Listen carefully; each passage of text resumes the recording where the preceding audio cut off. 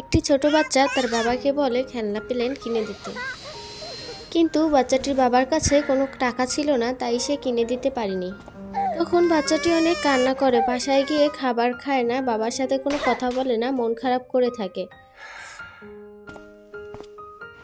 তারপর বাচ্চাটির বাবা বিভিন্ন জায়গায় কাজ করে অনেকগুলো টাকা ইনকাম করে।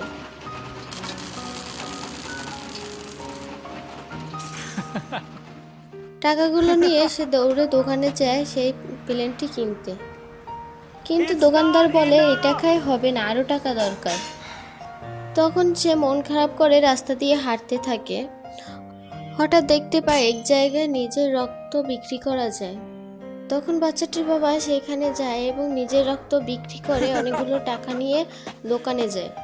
খেলনাটি কিনে আসার সময় সে অসুস্থ হয়ে পড়ে যায়। তখন বাচ্চাটি বলে আমার খেলনার প্রয়োজন না, আমার বাবা প্রয়োজন।